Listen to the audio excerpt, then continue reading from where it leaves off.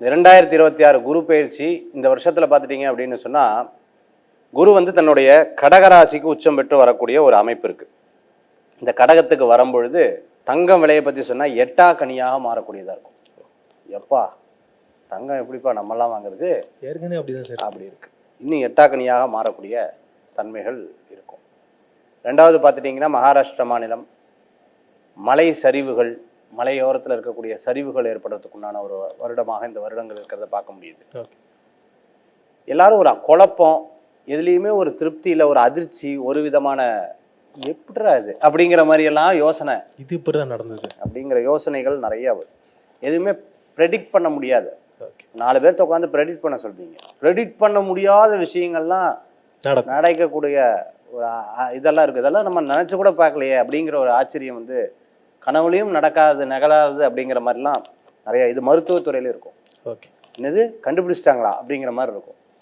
அந்த மாதிரி நிறைய விஷயங்கள் அதிர்ச்சிகரமாக. ஏன்னா குரு வந்து வரும்போது திடீர்னு அதிசயங்கள் நிகழக்கூடிய ஒரு தன்மைகளை கொடுக்கக்கூடியதாக இருக்கும். அதே போன்று பார்த்துட்டிங்கன்னு சொன்னால், இந்த ஏற்ற இறக்கமெல்லாம், இந்த இறக்கம்னாலும் திருப்பி ஏறிடும் எல்லா விஷயத்தையும். நான் சொல்கிறது காய்கறி விலையிலேருந்து எல்லா விலைகளும் ஏறக்கூடிய ஒரு அமைப்பு உண்டு. நம்ம நாட்டில் மட்டும்தான் சேமித்து வைப்போம். கண்டிப்பாக நான் எல்லா நாட்டுக்கும் கடவுள் அனுகத்தில் போயிருக்கேன். போகும்போது பார்த்தீங்கன்னா பெருசாக சேமிப்பு கிடையாது அவங்கக்கிட்ட. நம்ம நாட்டில் மட்டும்தான் சேமிப்பு தங்கம் வைப்போம். அதுக்கே ஒரு செக்கு வைக்கிற மாதிரி இருக்குது. இப்போ பார்த்தீங்கன்னா யார்ட்டையும் சேமிப்பில் நீ கொஞ்சம் கொஞ்சமாக குறையக்கூடிய தன்மைகள் ஏற்படுது. நம்மளும் இனிமேல் வாழ்ந்துட்டு போயிடலாம். கொரோனாக்கு அப்புறமே பாதி பேர் அப்படி தான் இருக்காங்க. இருக்கிறது என்ஜாய் பண்ணிட்டு போயிடலாம். என்னத்தான் போய் சேமிப்பு. இன்றைக்கி 2K கிட்ஸ் எல்லாம் பார்த்தீங்கன்னா நிறைய பேர் இப்படி இருக்கிறத நம்ம பார்க்க முடியுது. கண்டிப்பாக அதெல்லாம் சும்மா போட்டு இருந்து என்ன ஆக போகுது அப்படிங்கிற மாதிரி. ஸோ இதையும் தாண்டி நம்ம எல்லாமே நம்மளுடைய பெரியவர்கள் நிறைய விஷயத்த சொல்லி கொடுத்துருக்காங்க. நீங்கள் பத்மநாப சுவாமி கோயில்னு ஒன்று இருக்குது. அங்கே போய் பார்த்தீங்கன்னு சொன்னால், அந்த அறையை திறந்தோம்னா நகையாக சாமிகிட்ட இருக்குது. ஸ்ரீரங்க பெருமாள்கிட்ட போது பார்த்தீங்கன்னா, அந்த காலத்தில் அரிசி பஞ்சம் வந்தது.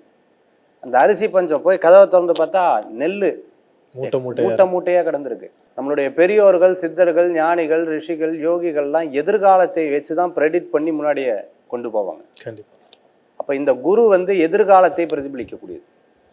ஆன்மீக விஷயம் எந்த இடத்துல தலைக்கிறதோ அந்த இடத்துல வந்து நன்மைகள் ஏற்படும். ஆன்மீக விஷயங்கள் எந்த இடத்துல அதுக்கு எந்த பாதகம் வரலையோ அந்த இடத்துல குழப்பம் வராது. ஆன்மீகம் நிலைச்சது அப்படின்னு சொன்னால் அந்த இடம் சுபீக்ஷமாக ஏற்படும்னு பெரியவங்க சொல்லியிருக்காங்க. நீங்கள் பழனின்னு ஒரு ஊர் பார்த்துருப்பீங்க. கண்டிப்பாக. அந்த சாமியை வச்சு அந்த ஊரே வந்து கிரியேட் ஆயிருக்கு. கண்டிப்பாக. திருவண்ணாமலைன்னு ஒரு ஊர், அந்த சாமியை வச்சு அந்த ஊரே கிரியேட் ஆயிருக்கு. திருப்பதிங்கிற ஊர், அந்த சாமியை வச்சு அந்த ஊரே கிரியேட் ஆயிருக்கு. இப்படி எவரொருவர் தெய்வ காரியத்தை, தெய்வ சாநித்தியத்தை கையில் எடுக்கிறாங்களோ, ஏன்னா குரு நல்லா இருக்கும் பொழுது குருவை நம்ம தொட்டுட்டோம் அப்படின்னு சொன்னால் வாழ்க்கையில் வெற்றி உண்டு. யாருக்கெல்லாம் தெய்வ பக்தி ஜோதிடத்தில் நாட்டம் இருக்குது, யாருக்கெல்லாம் சரியான ஒரு தன்மைகளில் செயல்படுறாங்களோ, இந்த ஒரு வருஷ காலம் ரொம்ப பிரமாதமாக இருக்கக்கூடியதாக இருக்குது. இல்லைங்க எனக்கு தானாக அதிர்ஷ்டம் வரணும், உட்காந்த இடத்துல ஏதாவது சாதிக்கணும், குரு இல்லை. குருவுடைய குரு வந்தாலும் காரியம் நடக்காது. மேஷராசி என்பதற்கு 2026 குரு பயிற்சியில் இப்போ 3ஆம் இடத்துல குரு பகவான் இருந்து 4ஆம் இடத்துக்கு போக போகிறார்.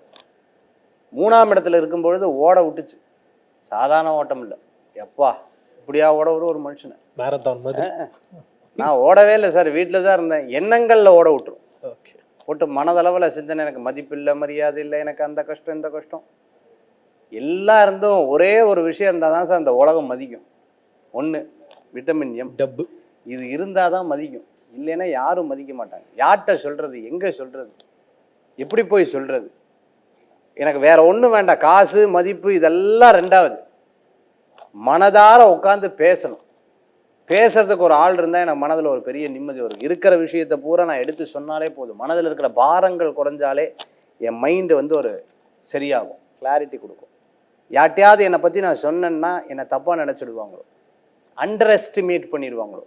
இப்படியெல்லாம் கவலை இருந்து வருத்தப்பட்டு, தன்னுடைய கவலை மட்டும் இல்லாத தன்னுடைய குடும்பத்தாருடைய கவலை, ஆணாக இருந்தாலும் பெண்ணாக இருந்தாலும், கல்யாணம் ஆகலைனாலும் ஆணவங்களாக இருந்தாலும், நான் இந்த வீட்டை விட்டு அங்கே போயிட்டேன்னா யார் என் ஃபேமிலியை பார்த்துப்பான்னு பொண்களுக்கு, கல்யாணம் பண்ணி போனவங்க நான் இங்கே இருக்கேன் அவள் கஷ்டப்படுறாளேன்னு ஒரு கவலை, ஆண்களுக்கு கல்யாணம் எடுத்து நான் இப்போ பேச முடியலையே, இந்த மாதிரி ஹெல்ப் பண்ண முடியலையேன்னு கவலை. பலவிதமான சிந்தனைகள், கவலைகள் ஒரு வெற்று இடமாக இருக்கும் பொழுது தாண்டி இப்போ ஒரு அற்புதமான ஸ்தானத்துக்கு வந்திருக்காரு. இந்த அற்புதமான ஸ்தானம் என்ன கொடுக்கும்னா வீடு கொடுக்கும், ப்ராப்பர்ட்டி கொடுக்கும், இடம் கொடுக்கும், பணம் கொடுக்கும், பேங்க் பேலன்ஸ் கொடுக்கும், தொழிலுக்கு உண்டான ஒரு பெரிய ஆப்பர்ச்சுனிட்டியை கொடுக்கும். இதெல்லாம் கொடுக்கும்னு வீட்டில் உட்காந்தா மகேசேஷனாலும் கொடுக்காது. உழைக்கணும், உழைச்சாதான் எல்லாமே கொடுக்கும், கஷ்டப்பட்டாதான் அத்தனையும் வரும். இதோட சேர்ந்து யோகமாக சுகஸ்தானத்தில் இருக்கக்கூடிய அற்புதமான இடத்துல வந்திருக்கார் குரு பகவான். சரி, அற்புதமான இடம் வந்தார். அவர் 9-12 உண்டானவர், 9-12 உண்டானவர் குரு. 9ஆம் இடம் தந்தையாருக்கு பாதிப்பு இருக்கு, மருத்துவ செலவுகள் ஏற்படும், பூர்வீக சொத்துக்களை இடித்து திருப்பியும் கட்டுறதுக்கு உண்டான ஒரு பாக்கியம் உங்களுக்கு கிடைக்கும். சில விஷயங்கள்லாம் பார்த்துட்டுலாம் என்னோட தாத்தா கேட்ரிங் பண்ணிட்டு இருந்தாங்க, நான் இப்போ பண்ணுறேன். எங்கள் அப்பாவுக்கு அப்பா வந்து மூலிகை சம்மந்தமாக பண்ணுறேன், நான் அதை இப்போ பண்ணுறேன். ஸோ அந்த மாதிரி ஒரு கனெக்டிவிட்டி வந்து இவங்களுக்கு ஏற்படக்கூடிய வாய்ப்புகள் இருக்குது. ஹையர் எஜுகேஷனுக்காக வெளிநாடு போகக்கூடிய வாய்ப்புகள்லாம் இருக்கும். இது போன்ற விஷயங்கள்லாம் மேஷராசி நண்பர்களுக்கு இந்த வாட்டி ஒரு அற்புதமான காலமாக இருக்கும். இந்த காலத்தை பயன்படுத்தி கொண்டால் வாழ்க்கையில் வெற்றி. ஆனால் தடங்களாய் தான் காரிய வெற்றியாகும். ஏன்னா குரு வந்து இவருடைய விருச்சிக ராசியை பார்க்குறாரு, 8ஆம் இடத்தை பார்க்குறாரு. தடங்களாகும், காரிய வெற்றியாகும்.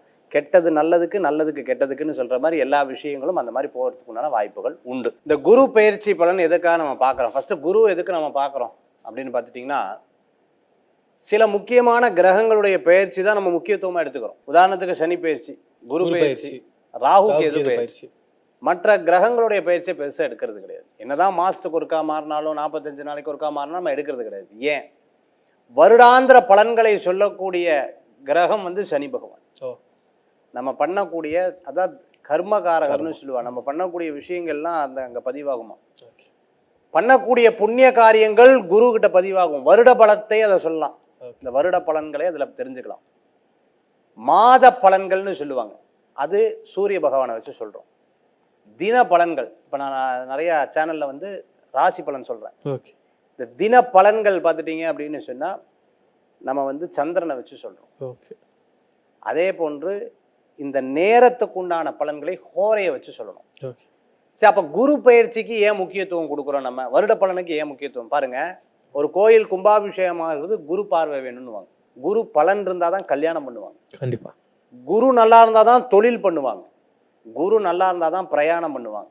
குரு நல்லா இருந்தது அப்படின்னு சொன்னால் அவர்கள் வாழ்க்கையில் வாழையடி வாழையாக சிறப்பாக இருப்பாங்க அப்படிங்கிறது பெரியவங்களுடைய தத்துவம். இப்படி ஒவ்வொரு மனிதர் வாழ்க்கையிலையும் நான் ஏன் கஷ்டப்படுறேன்னு நீங்கள் கேட்டிங்கன்னா ஒன்று சொல்லுவாங்க, என் குழந்தைக்காக கஷ்டப்படுறேன்னு. கண்டிப்பாக. நான் பார்க்காத வாழ்க்கையை என் குழந்தை பார்க்கணும், நான் பார்க்காத நிலையை என் குழந்தை பார்க்கணும். ஏன்ப்பா உனக்கு ஒரு தயிர் சாதம் போதுமே, நீ ஏன் இவ்வளோ கஷ்டப்படுற? சார் வேற ஒன்றும் இல்லை சார், என் குழந்தை நல்லா இருக்கணும், அதுக்காக நான் உழைக்கிறேன் சார். ஒவ்வொரு ஆண்களும் அப்படி இருப்பாங்க, பெண்களும் அப்படி இருப்பாங்க. இந்த குரு பயிற்சி பலன் கல்யாணம், குழந்தைகளுக்கு உண்டான எதிர்காலம். நான் நிறைய ஜாதகம் பார்த்துருக்கேன். நிறைய பேர் வந்து பார்க்கும் பொழுது எக்கச்சக்கமான சொத்து சேர்த்து வச்சிருப்பாங்க, குழந்தைகளுக்கு அனுபவிக்கக்கூடிய தன்மை குறைவாக இருக்கும். அப்பா எல்லாத்தையும் கொடுத்துருப்பாரு, பட் சார் அப்பா தானே சேர்த்து வச்சதுன்னு வீட்டில் சொல்லுவாங்க. எனக்குன்னு ஐடென்டிஃபையே கிடைக்கல சார். ஏன்? குரு நல்லா இருக்கணுங்க. இப்போ குரு நல்லா இருந்தால் வாழ்க்கை நல்லா இருக்கும். அப்பேற்பட்ட பயிற்சிக்கு முக்கியத்துவம் கொடுத்து குரு மாறினா வாழ்க்கையே மாறுமா அப்படின்னு கேட்டிங்கன்னா, வாழ்க்கையில் சில மாற்றங்கள் ஏற்படுறதுக்கு தான் இந்த குரு பயிற்சியாக இருந்துருக்கு. எப்பவுமே வறண்டு போகக்கூடிய ஒரு வாழ்க்கையில் ஒரு மாற்றத்தை கொடுக்கக்கூடிய பயிற்சியாக இந்த குரு பயிற்சியை பெரியோர்கள் ஜோதிட சாஸ்திரத்தில் பார்க்குறாங்க.